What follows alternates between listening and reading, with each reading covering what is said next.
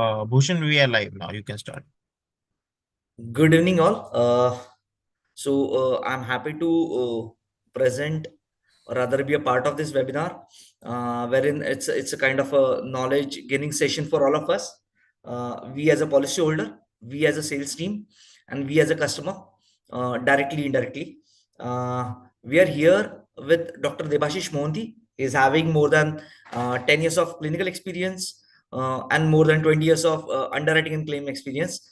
He's currently SVP and head of claims and underwriting in Niva Health Insurance, and he'll run past through his short PPT, or rather knowledge session, I would say KT, which actually inform us why and how our claims are getting uh, rejected and how to avoid it. Over to you, doctor.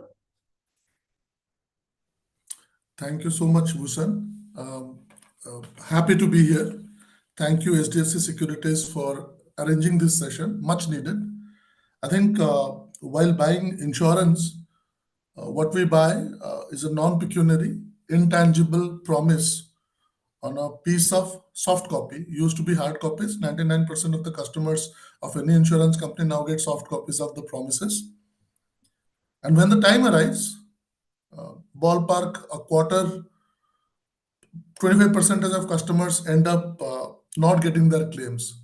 Lots of questions then arises in the mind. Why did we buy insurance? Was it worth spending money?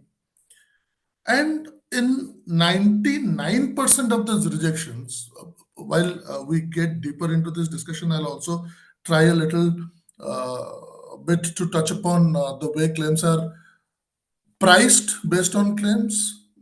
Products are priced based on claims, so that all of the participants also have a little bit of knowledge. Why and what are the basis of the thought process that hits the insurers to decline a claim? So, health insurance penetration, all of you are aware, very much available on Google. Now it is 30%, more than 30%, which used to be less than 10% 15 years back. And that's why the awareness have increased. But if you look at the information available to both insurer and the insured, there is a huge lag. There is information asymmetry. Information asymmetry is bidirectional. Customer is aware of his health status, of his identity, of his address more than the insurer. Not in 100% of cases the insurer has as much information, unless and until they do a physical verification. And vice versa, vis-a-vis, the insurer has complete knowledge about the terms and conditions, although it is written in the policy schedule that is given to the customer in 99% of cases don't go through it. If I asked here all of the participants, how many of you have actually gone through your policy schedule from the first page to the last page? I'm assuming all of us are insured here. And I'm assuring all of you, 99% of all of us present here will say, no, I haven't gone through my policy schedule. Despite being in this industry, despite being in this business, despite managing claims now, I haven't gone through my policy schedule end to end.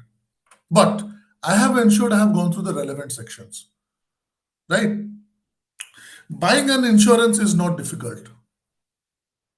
But if you have a bad experience at claims, you'll always feel that whether it was worth spending money in buying this insurance product. Should I have saved money in my bank account instead of spending it on health insurance, ultimately, which did not pay for my claims? But understand why a claim is being declined. Through this session, I'll touch upon the major reasons for claims denial. I'll go a little deeper into policy terms and conditions, which are the basis of almost 20 to 30% of claims denial. Then I'll also try to touch upon the requirements which are the basis of rejections if not fulfilled, and we'll also focus a little bit on fraud and abuse. So claims is the major expense of an insurer, and premium is the only source of income for an insurer. So when they price a product, claims are kept in view to ensure the price is adequate for the market. When we sell policies to 100 customers, not all of them claim. There is expectation. For example, let's say 10 of these customers will claim. And there is an average expense basis, whatever the experience in that country, in that different geographies, different, there's average expense on hospitalization, which is factored in to price of product. Now imagine if instead of 10, 15 people start claiming, what will the insurer do? Only source of income for that insurer is its premium. They'll have to raise premiums. So undue claims, any insurer will not pay undue claims. Due claims are always paid, undue claims are always declined. Because they have a direct implication on pricing. Outflow management has to be stringently observed by every insurer, and it is not about profitability only. It has to be very adequate to ensure their existence in business. Frequent premium revisions. And if your premium increases every year, 10 people claiming, 90 people paying the premium for it, will everyone want to stay with the insurer? They will want to port their policy somewhere else. Now, for your sakes, for everyone who is insured, not only those only who claim, insurer has to deny claims. That's just giving you a perspective and some food to ponder over. So those claims which are not admissible are rejected. Those claims which are payable are always paid. That is the basis on which we'll build this discussion. Can we please move to the next slide?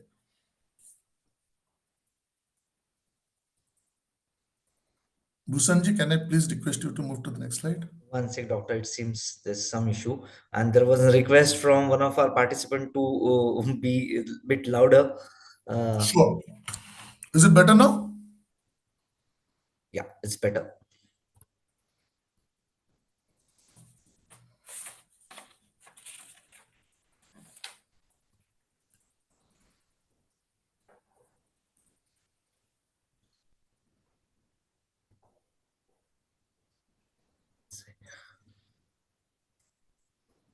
One second.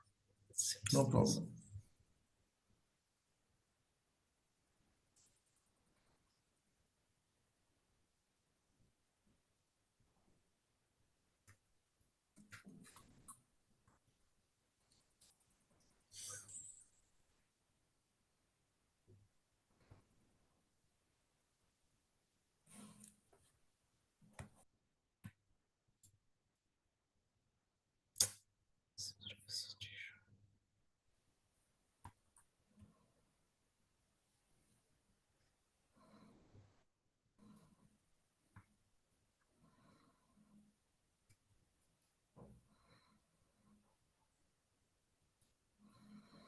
Omkar, are you there?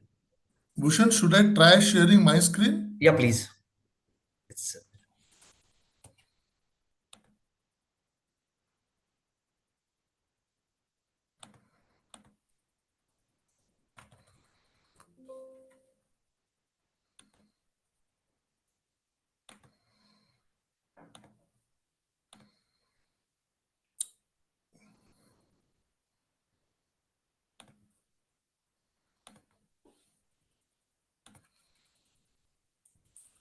Is my screen visible? yes, it is visible. All right. So if you look at broader buckets under which all of the claims rejections, irrespective of the number of rejections, there are 5 broad buckets under which each type of rejections can be clubbed under. The first and the largest chunk is insufficient information or non-submission of requirements. And I'm not talking about today, I'm talking about the past. So last 15 years or so, that health insurance has been growing in India. The major reason of claims rejections or closure has always been insufficient information or non-submission of requirements. See, while we talk about claim, there are two different types of, broadly, there are two different types of claims that insurers pay. One is cashless services, and I'm saying services because cashless arrangement is always between a hospital and an insurer. There, the customer is not required to participate much except for possibly providing information to the hospital, which subsequently is passed on to the insurer. By claims rejections, by and large, what I mean is reimbursement claims rejections.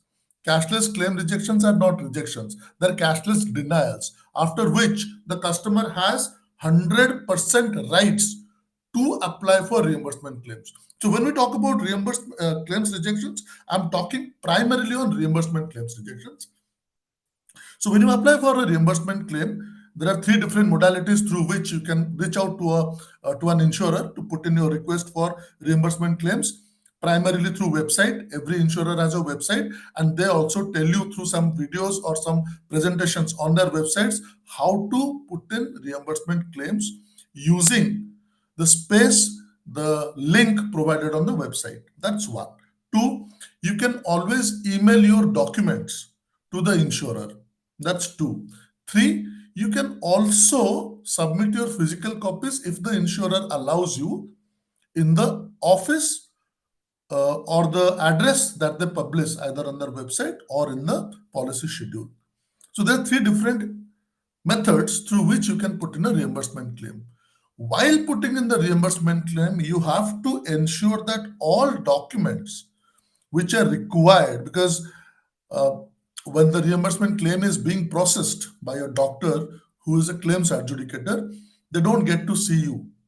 They don't get to see you getting hospitalized. They don't get to see you utilizing whatever is mentioned in the documents that you are using.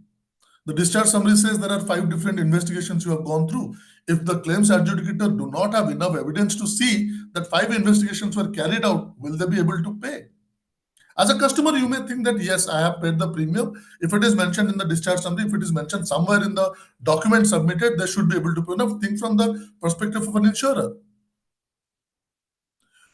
Hospitals, I'm not saying about all hospitals, but there are some hospitals, and in fact, there are non-existent hospitals as well, where the documents are forged.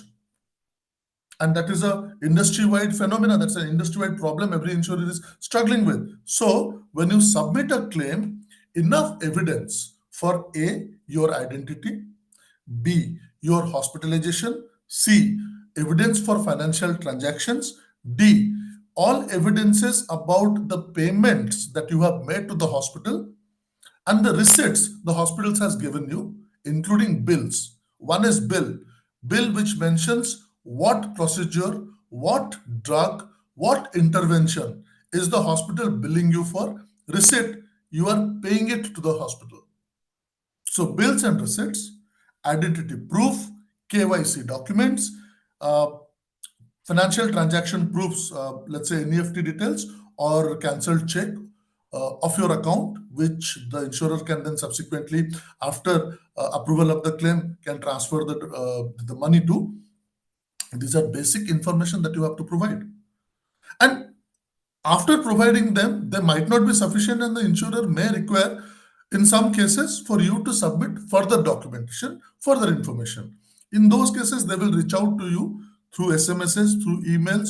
Some insurers also send, hard copy or letters where it is mentioned by what method, by which avenue you can submit that additional information to the insurer. Ensure you are submitting it timely, because although the regulator now has said that no claim can be cancelled for want of documents, but practically, if you are not submitting your document, how long can an insurer keep your claim open? It can't be a year, it can't be 2 years. Someday it has to be closed. You may reopen it, but then it has to be closed. So ensure timely submission of your documents. One, full submission of your documents, and two, timely submission of your documents. So that's insufficient information, non-submission of requirements. That's almost 1/3 of claims are rejected because of these reasons.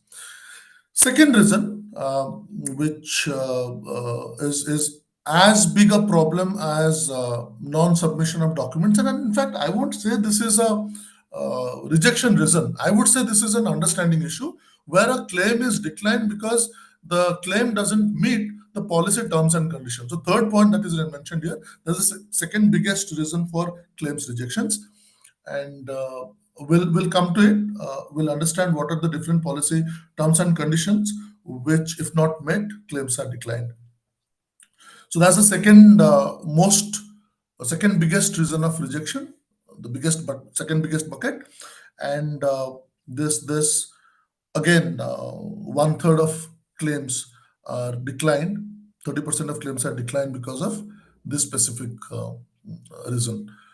The third and possibly the most debatable reason for which we also receive a lot of grievances and queries is admission to hospital not required. We'll come to it, and that requires a little deliberation as well. So admission to hospitals not required. It could be because although there was a diagnosis, the mere diagnosis did not require a treatment intervention or observation in a hospital. This could have been managed at home. For example, dengue, simple diagnosis of dengue without fever going beyond 101 degrees centigrade, no fall in platelets, no other warning symptoms, not supposed to go to a hospital.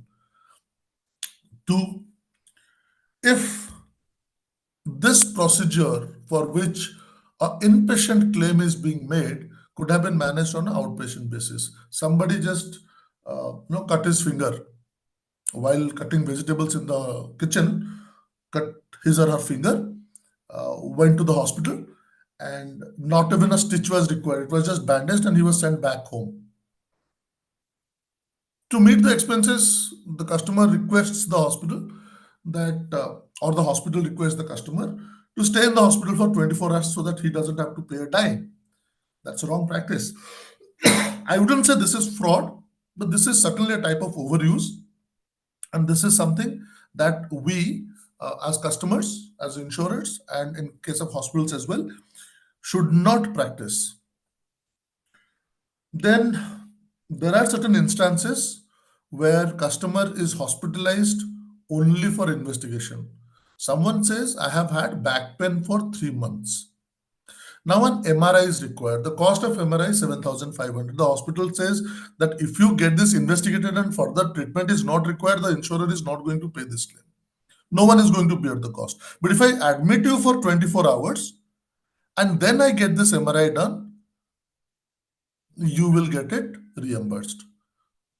This has to be avoided at all costs because none of the insurers will actually pay this claim because this is only an investigation, which doesn't possibly require further treatment. If further treatment is required, irrespective of when you carry it out, if it is carried within 30 minutes, pre and post claim can still be applied for and will be reimbursed. But if it doesn't require further treatment and you are only getting hospitalized just for the sake of investigations, it will not be covered by the insurer. Now, this is the most debatable reason, admission to hospital not required.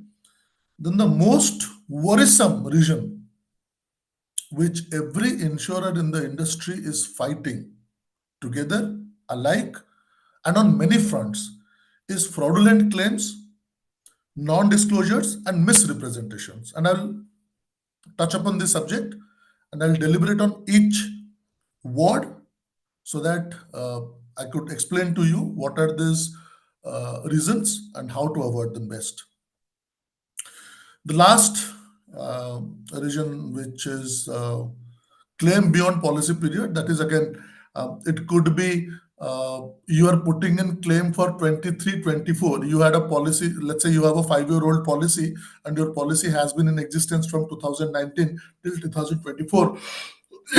You incurred a claim in the policy period of 23 to 24, which you forgot to put in, and you applied for it in 20,000 to 2024 after the policy for 23-24 got over. That will not be covered for during that policy period.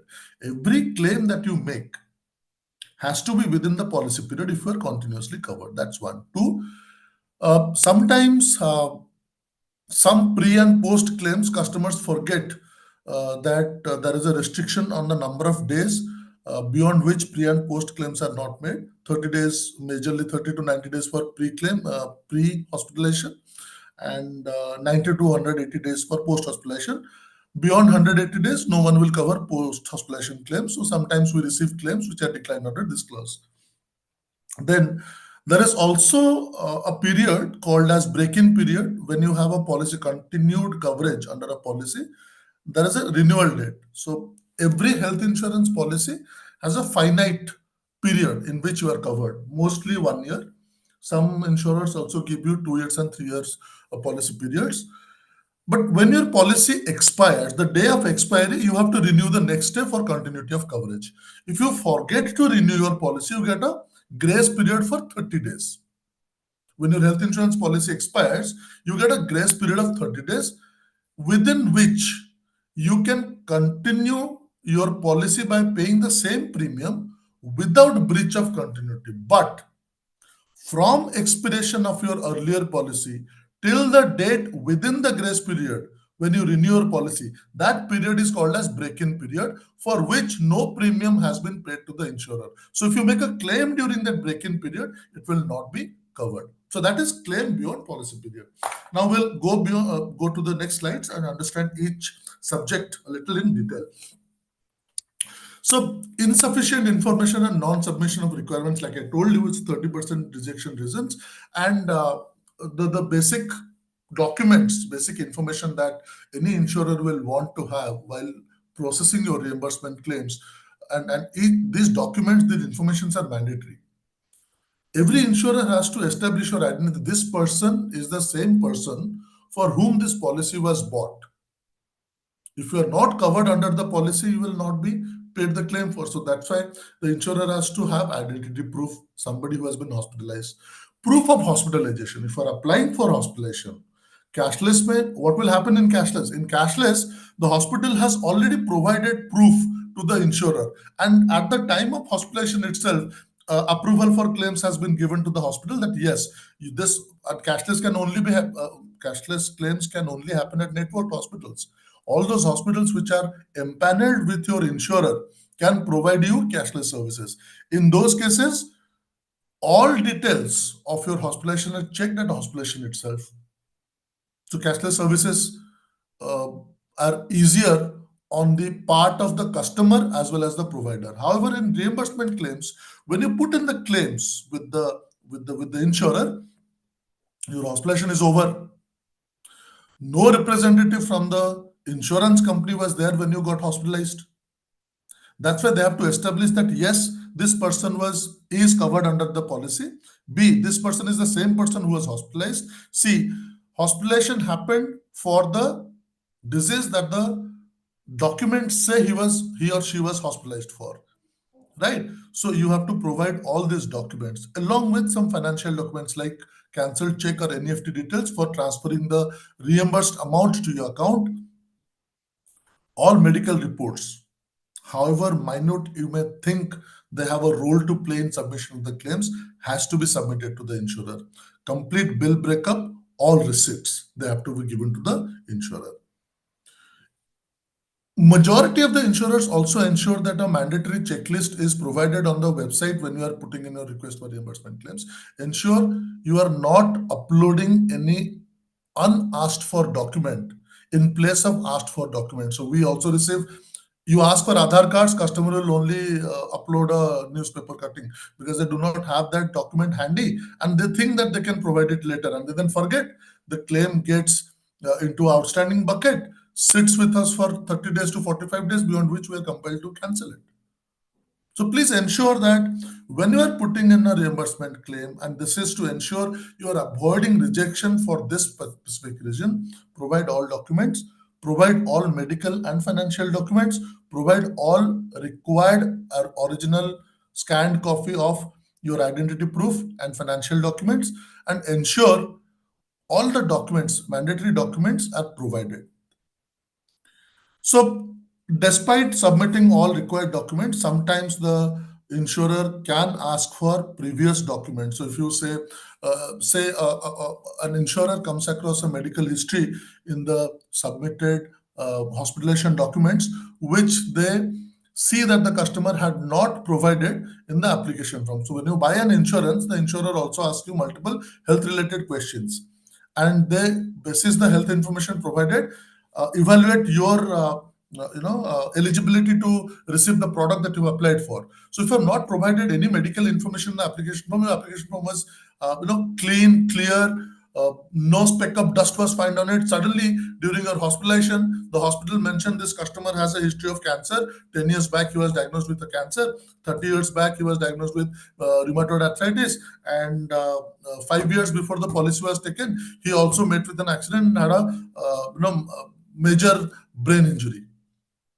Now, these information were not in the application form when you took this policy 2 years back. Suddenly, a claim has come. Doesn't matter whether the claim is related to all these declarations or not related, but these are material informations which would have played a role in determining the terms and conditions of your policy. Maybe you would not have got a policy in the first place. Maybe some write-ups would have been applied. Maybe some exclusions would have been applied. Insurer doesn't know at that point in time. So they will ask for previous documents to establish whether these medical conditions are diagnosed, were diagnosed, when they were said they were to be diagnosed. They can be checked for, then one, duration, B, relevance to the claim that has been made. That's why previous documents can be asked for. Always ensure these documents are provided within 7 to 14 days to the insurer. Don't delay. If you can provide it the same day that you receive the information on, well and good. If you can't, ensure it is not delayed beyond 3, 5, 4 days. Because every insurer also has a timeline to keep in terms of paying a claim. Yeah. So 1, submit all required documents. 2, submit missing information or queried documents within timelines. Alrighty, now that's rejections due to missing information and lack of documents. The second, so we'll go to the second biggest reason first. Yeah, the second biggest reason for rejection of claims is policy terms and conditions, which is nothing but an understanding issue. Where every Indian buying health insurance to go through the insurance policy documents from the first page to the last page. Rejections because of this reason will be minimal. Now, 1, you have to understand your policy. 2, go through the policy terms thoroughly. See, there is a need for also training the feet on street who sell these policies. For example, the partners, advisors, brokers who are the first line of contact of the customers. If they can explain these terms and conditions better, in order for this region to be brought down as a reason for claims rejection, then this training also has to happen. Because if they do not have clarity, they can't provide clarity to the customer. And last but not the least, if you are in doubt, always ask. Do not assume something is going to be covered. For example, a lot of customers that I interact with a lot of customers on a regular basis. Some of the customers who have ported their policies to our company, when I talk to them and ask them, sir, you have bought this policy 2 years back, but you have a health history 3 years back, which was diagnosed 3 years before the policy was taken. Why didn't you disclose it? He says, portability, my advisor told me that every and anything that I have will be covered. Why should I declare it? Why should I take the pain of declaring something and possibly go through medical tests or tele-underwriting? I said, fair point. But do you understand portability is nothing but a new business to the new insurer that you're putting your policy to? He said, no. So this type of clarity has to be provided to the front end and to our customers as well. So that is something that we are currently working on. So valid reasons for claim rejection, these are valid reasons because the policy terms and conditions say these claims won't be paid. Waiting periods, specific waiting period. Every policy, every health insurance, indemnity health insurance policy has 3 types of waiting periods. One is a 30 days waiting period. No claims except accidents are covered in the first 30 days of the waiting period, 30 days of taking a policy. Second is a specific waiting period for 2 years for defined health conditions. These are typical health conditions that majority of the customers would not declare in order to avail a policy. Cataract, appendectomy, cholecystectomy, because no insurer does so many medical tests to understand what medical conditions a customer has, because the amount of medical, the amount that you'll spend in doing medical tests will largely surpass the premium that you're charging the customer. That's why you can't do medical tests. So specific waiting periods, which are a moratorium-based underwriting, which is put in place in every type of health policy, indemnity health policy that you buy, they ensure that those medical conditions which can be well hidden from inquisitive eyes at the time of application being filled in are put under a 2-year exclusion. Osteoarthritis, cataract, appendectomy, cholecystectomy, etc. Some benign tumors, they are put under 2 years waiting period. So that's one specific waiting period. One thing to be noted is the specific waiting periods are decreased proportionately if you have continuity benefit when you are porting your policy. So if you have a 1-year-old policy that you are porting in, your specific waiting period with your current insurer will be deducted by 1 year, because that is the continuity period that you are putting your policy with. Third specific waiting period is the pre-existing disease waiting period. Depending on the product, it could range from 2 years to 4 years. Pre-existing disease waiting period is for pre-existing diseases which have been diagnosed before inception of the policy, for which a specific waiting period from 2 years to 4 years is put by the insurer in the insurance policy for the individual who has it, getting or requesting coverage. So what is the difference between 2-year waiting period and specific PED waiting periods? That's a very relevant question that every insured should ask themselves and to their insurer. See, specific waiting periods, product level, without diagnosis of a PED is one for those customers who have a PED, do not disclose, and the insurance company can't establish it. But this will amount to non-disclosure later. That is one. Two, this also is applicable to medical conditions that the customers have, but they don't know about it, which will not amount to non-disclosure later, right? So let's say I have had an inflamed appendix that I am not aware about. It is diagnosed 6 months after I take a policy. A recurrent inflammation of the appendix requiring appendix surgery. I had something, but I do not know about it. But there is a waiting period. So that the 2 years exclusion will be applicable there. Also, if I have it, I know it, I don't disclose it. That will also be applicable. But if it is established that this is a non-disclosure, then the insurer can take a decision to terminate your policy or apply a PED waiting period from the day the non-disclosure is noted. So that's PED waiting periods. Then there are permanent exclusions. Permanent exclusions can be for some medical condition. There are around 18 medical conditions that the regulator allows insurers to apply permanent exclusions on. There are also permanent exclusions on coverage of certain medical conditions like diseases arising because of alcohol abuse or smoking, except for lung cancer. If the disease is because of drugs abuse, if it is because of self-harm or breach of law, so all cosmetic surgeries, except for those required to treat burn or accidental injury or cancer, is excluded under the policy. Permanent exclusion also is applicable to blacklisted hospitals. High propensity of claims. Every insurance company has a list of blacklisted hospitals on their website, and it is also intimated to all the insured in their policy schedule in a list as an annexure. Those treatments under these hospitals, and there are certain doctors as well who are blacklisted, coverage in those hospitals by those doctors is permanently excluded. Then every insurance company also has a criteria for defining a setup as a hospital. So number of beds, different type of facilities available, different type of specialties available, registration number, etc. That's required to define a hospital as a hospital. If somebody gets admitted to a place which doesn't have a registration number, that claim will not be reimbursed because that hospital is not valid, right? Hospitalization criteria not met. There are certain criteria of hospitalization as well, like 24 hours of hospitalization. Although there's an overlap between this specific clause under terms and conditions and hospitalization not required. But if hospitalization, the criteria of hospitalization as defined in the terms and conditions, if it is not met, because there's a list of daycare procedures, there's a list of OPD procedures, and there's a list of IPD. There's a rule for IPD hospitalization which has to be met for this specific benefits being paid.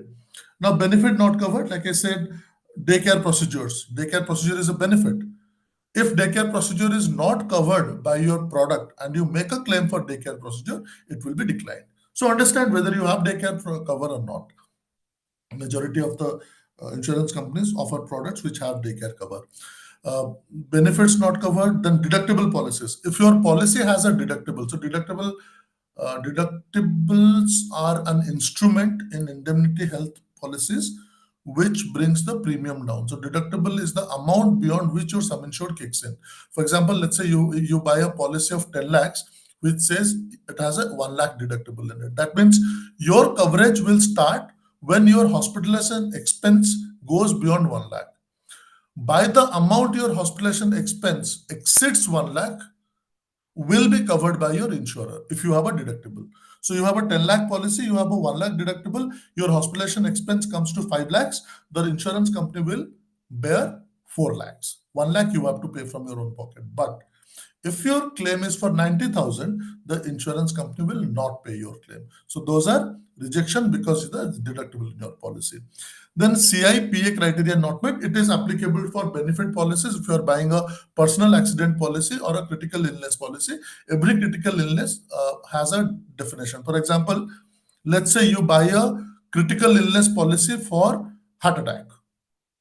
And your policy says there are 3 criteria that has to be met for a cardiac event to be called as a heart attack. It says that you need to have typical chest pain for let's say 3 days. Just an example, typical chest pain for 3 days. It says that you need to have typical ECG changes in certain leads of the ECG, and then it says that your cardiac enzymes need to be elevated. So these 3 criteria has to be met for a CI claim, CI claim to be paid. Now you receive a claim where 2 criteria is being met, the 3rd criteria is not being met. In that case, the claim will not be paid. So that's criteria not being met. Then substance abuse, I've already told you, drug abuse or abuse of alcohol, breach of law, any criminal intent. If you are, let's say, when a breach of law happens, there is somebody who is breaching the law and there is somebody who is a victim. If you are the victim, your claim will be paid. But if you are breaching law with a criminal intent and you receive injury or you receive something for which you need to be hospitalized, then that claim will not be paid. So these are policy terms and conditions basis which claims are declined. Now, like I said, the most debatable rejection reason is hospital admission is not required. And this typically occurs, the number of rejections for this reason goes up for all the insurers from July, August end till end of November, when infectious disease season hits us. Your policy says 24 hours hospitalization. Admission to an inpatient facility is a must for a hospitalization claim. So lots of hospitals are there who will always prod the customer that you come to the hospital for a checkup and you require 3 different investigations, the cost of which is going to be 20,000 rupees. If I admit you overnight, then maybe the cost is going to be 6,000 rupees, but the 26,000 rupees then will be borne by the insurer. But if you do not choose to stay at the hospital, 20,000 rupees to be borne by you. Now, 2 things I want to say here. One, the insurance company also has doctors. The insurance company also has affiliation with specialists, which they can confer with. They can send different documents to find out if actually hospitalization is required or not. Because they pay ultimately even if a rupee is lost to a to a lost cause, then it's a loss to them. So they will ensure that every insurance claim is adequately evaluated. So if it doesn't require hospitalization, please do not get hospitalized. Because without hospitalization, if a treatment is required basis the investigation that happens, the investigation is going to be covered. But if you claim and your claim is declined, although hospitalization will be required, possibly this amounting to soft fraud, this specific claim for these investigations may not be covered when you claim for the disease which is diagnosed by them. However, if you did not make the claim, did not get hospitalized, your claim was there, you claim it under pre-hospitalization, it will be paid if there is no fraud established. So that is something, there's a point I wanted to make there. Lots of times people panic. Lots of times hospitals make people panic. Always remember, hospitalization, the cost at times outweighs the outcome. Any type of treatment, if the benefit outweighs the cost, it should be given. None of the drugs that we take is without side effects. We only take it if the side effect is undermined by the benefit of the drug. You have an infection, you take an antibiotic, you get loose motions. But if you don't take that antibiotic, the condition may get severe, you may get shock, you may get into septicemia, you may get hospitalized. That's why you take an antibiotic, correct? So here also, if a mere diagnosis of a particular disease is bad, it doesn't mean you need to be hospitalized, right? So there's something that every insurance company has standard protocols and integrated care pathways for. They refer to, their adjudicators refer to see if a hospitalization was required in a specific diagnosis, right? One thing that I would also like to bring to all of your notice is, whenever possible, always go for a cashless hospitalization, because two things. One, those hospitals are empaneled with insurers, they will not get into foul play. And even if a cashless is declined, you will always have an option to opt for reimbursement. Cashless, you do not have to pay anything except for non-coverable items. That's a separate discussion, but rejections are very, very low in cashless claims compared to reimbursement, where fraud happens majorly, right? So in order to avoid this, avoid hospitalization when it is not required. Do not get hospitalized for investigation and evaluation only. If a procedure can be carried out in a OPD, do not go to the IPD for getting treated, because if you get hospitalized, chances of hospitalized. Okay. Now, other causes of claims rejections, miscellaneous but important nonetheless. Fraud and abuse, 12% claims, and in some of our peers, other insurers that I have consistently conferred with, they say that almost 15% of their also rejections happen because of fraud. Now, fraud, non-disclosure, misrepresentation come under one bucket. Fraud means when you are defrauding the system.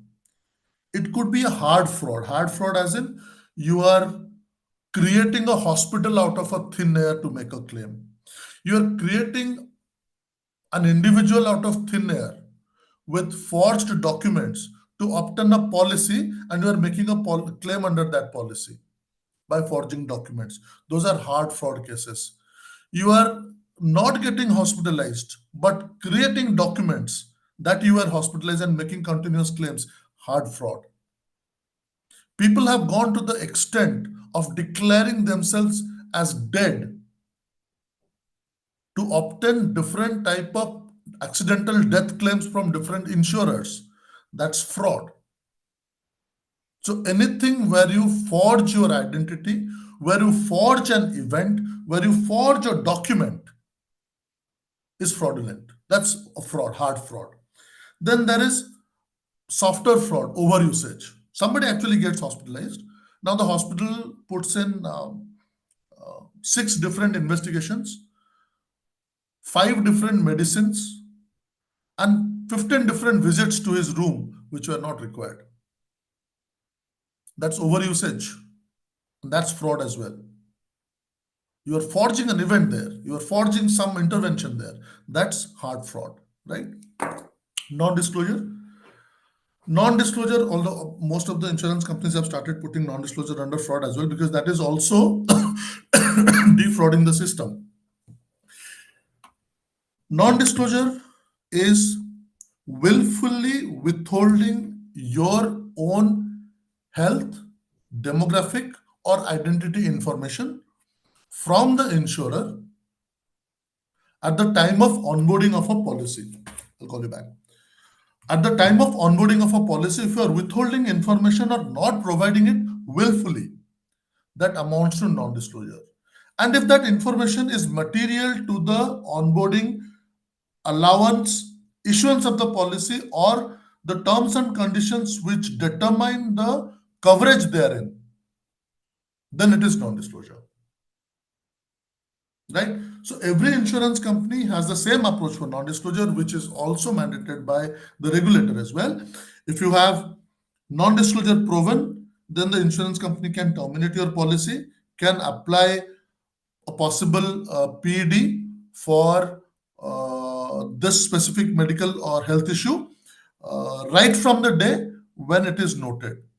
So if you have a portability policy and if you have a medical condition that the insurance company would have applied a PD for, you did not disclose it at the time of putting your policy. While if you would have disclosed, the insurance company would have applied a PD and the PD waiting period would have been waived off to the number of days that you were putting your policy with. But if you don't disclose it and it is noted as a non-disclosure at the time of claims, from that date onwards for next 3 years, you will get a PED. So disclosure is a must, which we'll come to. That's non-disclosure. Then there is misrepresentation. Misrepresentation is of two types. Misrepresentation, one, you tell a thing or you paint a different picture for something which is not true. Let's say your weight is 130 kilos. You declare your weight at 75 kilos in the proposal form to avoid rejection, because morbid obesity is a rejection for all the insurers. You do not disclose your actual true weight, then that becomes misrepresentation, right? So you're misrepresenting your weight there.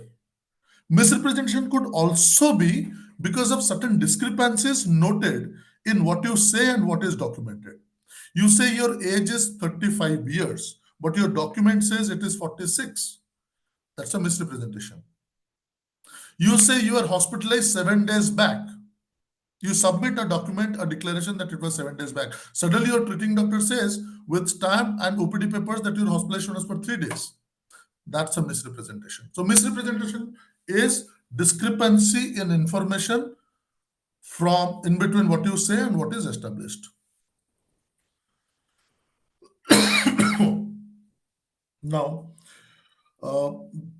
fraud, non-disclosure, and misrepresentation amount to almost 12% of rejections.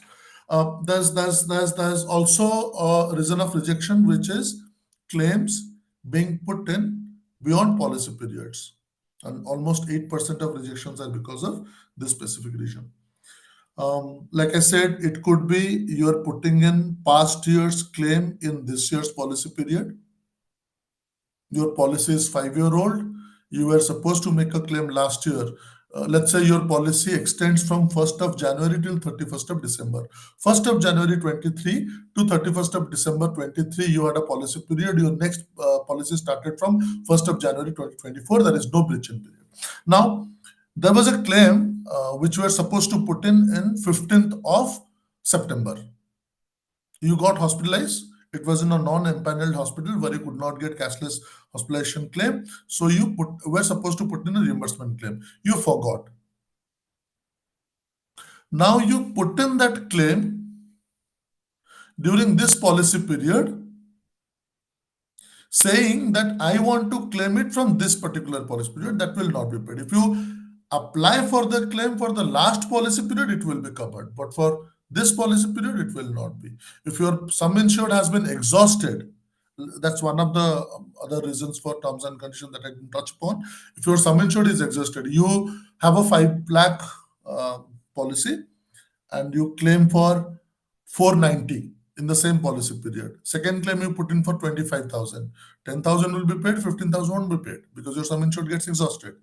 Right. So your policy period, any claim which is made beyond policy period will not be covered. That's one. Beyond policy period can also mean you are making a claim during a break-in period. So in the same example, 1st of January 2023 to 31st of December 2023 was your policy period. You were supposed to renew your policy on 1st of January 2024, which you did not, and you made the renewal payment on 21st of January 2024. So 1st of January 2024 till 21st, there's a break-in period. If you get hospitalized and you make a claim for a hospitalization which has happened on 15th of January, it will not be covered because it is beyond the policy period and within the break-in period. It could also be because you are claiming for a pre and post hospitalization claim beyond the specified timeline. So pre-hospitalization beyond 30 days, post-hospitalization beyond 180 days will not be covered. So those are reasons for claim rejection. Thank you very much. I'll just quickly wrap up. 1 second. I'll quickly wrap up on some to-dos if you are supposed to make a reimbursement claim. See, always go for cashless claim. Hands down, go for cashless claim. Every insurance company publishes their list of empaneled hospitals. Every insurance company will promote cashless hospitalization because it will also beneficial for them. Go for cashless hospitalization. If your cashless hospitalization could be declined and is declined because of in-depth verification required or any liability not being covered, you can always apply for reimbursement claim. When you apply for reimbursement claim, first thing that you need to do is check your terms and conditions. Ensure all documents that you are required to submit for your reimbursement claims are submitted at one go. Always check blacklisted providers on the website before making a claim for any hospital that is ill-known, not well-known. Check for blacklisted doctors if a list has been provided to you. Thoroughly check all the bills to ensure you are paying for what are you being treated for. Any investigation which is overpaid by you will not be paid by the insurer. You have to understand that because the insurance company has got your back doesn't mean every investigation, every drug that you do not actually consume at the time of hospitalization is going to be paid for. So always check your bill thoroughly. Always ensure that the policy period, valid policy period, is when you make your claims in. There is no break-in. There is no exceeding the timelines for pre and post claims. While taking policy, to avoid non-disclosure, ensure, irrespective of your interpretation of however minuscule the relevance of a medical condition is, always declare all medical conditions that you have. The insurance company will take time in evaluating and possibly ask you questions, but that painful experience at onboarding will ensure you have a very smooth claims experience, right? So that is something all of us must do. Do not engage in fraudulent practices. Of course, no one does that willingly, but there are certain providers which will actually give you the advice to do that. Do not do it. If you have any doubts, any inquiries, always reach out to your insurer through the provided methods. While porting, always remember you are getting continuity. The insurer is giving you continuity, but it is a new business for them as well, right? The customer always pays for the past years of coverage to another insurer.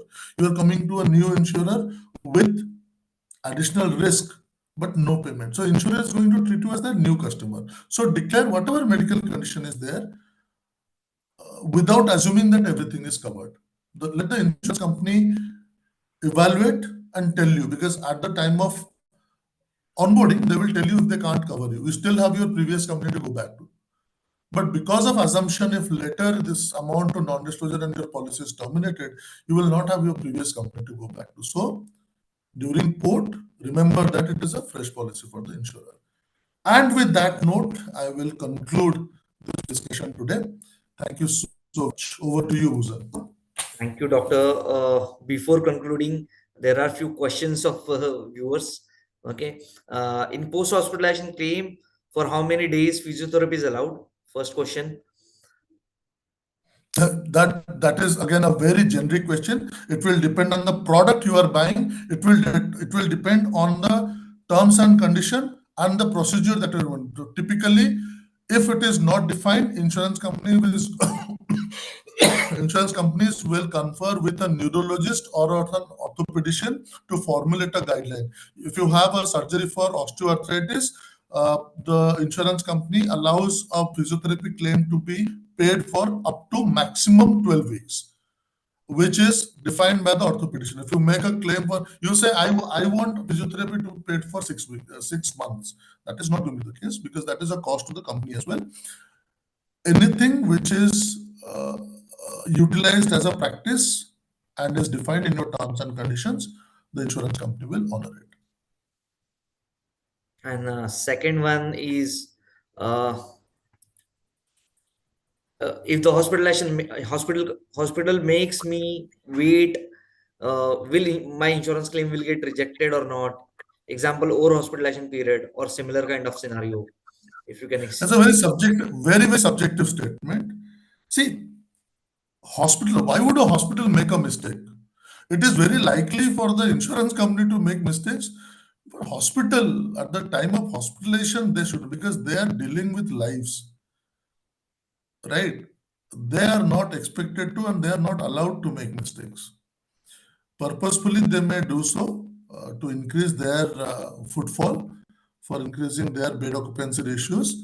But insurance companies, because they operate under stringent, because see, they are provider, insurance company is the payer. One wrong claim bears heavily on the insurance company because it affects your premium and people who are not claiming. Like I said, 100 people, if are insured, only 10 make a claim, 90 don't make a claim. If you are accepting the 11th claim which is undue, that means that extra premium which was not accounted for will flow back to also 89 people who have not claimed. Insurance company also has to take care of that, no? Hospital doesn't have to do that. So hospitals, A, do not make mistakes. I'm telling you, they would want you to get admitted, but exercise judgment. Ensure you do not panic in infectious disease cases. Only if there is required. Go for second opinion. Every insurance company has tele consultation services. Utilize it. Our company has teleconsultation OPD services. And this year we actually found out when we extended it to all of our customers, the hospitalization for dengue, where it was not needed, decreased. So my recommendation will be check with your insurer if you have doubts. Check with your teleconsultation service provider or the doctors who offer teleconsultation services to have better clarity. Thank you, doctor. Uh, And Also, would like to add one thing. If the insurance company makes a mistake in paying your claim and you reach out to them, they will cover it. But they do not share the responsibility of the hospital because Niva Bupa, I mean, I'm talking about my company, anyone or everyone who is representing it will be very much required to abide by the rules. For reimbursement claims, those claims are only made after the hospitalization has been made. Those hospitals are under no obligation. They're not empaneled with us. They're already paid by the customer. So their mistake, one, is very hard for the insurer to prove and impossible for them to cover for. Hope that makes clear. thank you, doctor. There was another question which I will take. Reason is, it's Sure. means Reassure 2.0 is one of our pet product nowadays, and I'm sure Mr. Sujit Kundan has asked us ki I'm an employee having a mediclaim with my employer, and if I want to have a policy outside, which is I believe retail policy, will I get covered for pre-existing diseases or illnesses like diabetic, cardiac stent, procedures, products from open market? To yes, Mr. Sujit, you can have this product, and this is subject to underwriting, of course, with the respective insurance company. Uh, so you can opt for the retail product. Uh, Next one is something for GST. Okay, G. Uh, by the way, thank you, doctor. Thank you for expertise and clear explanation on the health insurance claims, frauds, and the reason of rejections or decline. These were incredibly valuable session I had. Uh, Basically, I'm sure, and Thanks for taking out your time to giving us such a knowledgeable series. Thanks a lot. I'm sure we'll be have another session. It's an honor to be with you all. Hopefully, I have made a difference in all of our insured lives, and we'll look forward to having many more sessions like this in the future. Thank you very much. Thank you. Thank you. Thank Thank you all. you.